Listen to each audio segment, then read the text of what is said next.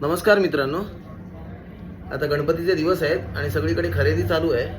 तर मशीद बंदरवरून मी गणपतीच्या डेकोरेशनसाठी जी काही फुलं लागणार वगैरे सगळं आणलं. अशा प्रकारचे हे असते. आपण वर माती जी असतो गावी बांधतो, तर तशा टाईपला वर जे आपण काय अडकवतो लटकवण्यासाठी, अशा हे लटकन टाईप ही अशी पानं फुलं वगैरे अशी मिळतात. तर मशीद बंदरवरून हे एक आहे.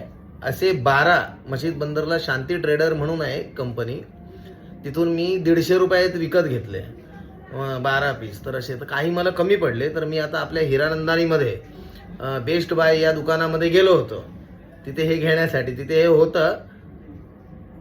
तर हे असे एक पीस, तर तिथे 12 पीसची किंमत त्यांनी लावलेली 350 रुपये. तर साहजिक आहे, मशीद बंदरला जाणं येणं परवडत नाही म्हणून मी तिथे घ्यायला गेलो. तर तिथे काउंटरवर असलेल्या मुलाने एकाचे 350 ह्या हिशोबाने मला 12 पीसचे 4200 रुपये सांगितले द्यायला. तर मी ते घेतलं नाही. तर तुम्ही सुद्धा बेस्ट बाय मधून विकत घेताना जरा चौकशी करा, खरोखर ह्या किंमत आहे का, तर विनाकारण तुमची फसवणूक होईल. तर सावध राहा.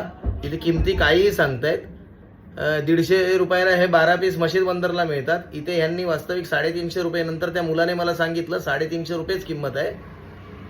पण त्या काउंटरवरच्या मुलगा नंतर आला, ते लोक सांगायला मला की 350 आहेत, पण मी काही घेतलं नाही.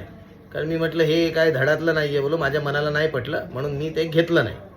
तर तुम्ही सुद्धा तिथे किमती विचारताना सावधानतेने करा. असे 12 पीसचं बंडल असेल तर त्याची पूर्ण मिळून एक 300-350 रुपये पवईमध्ये विकतायत. साहजिक आहे, ठीक आहे, त्यांनाही कमवायचं आहे, दुकान चालवायचं आहे. पण अशी जर किमती सांगितली तर सावध राहा आणि सावधानतेने सगळ्या खरेदी करा, कारण फसवणुका होण्याच्या संभावना खूप जास्त आहेत. माझ्यासोबत हे झालं, तुमच्यासोबत पण साहजिकच होऊ शकतं. धन्यवाद. जय हिंद, जय महाराष्ट्र.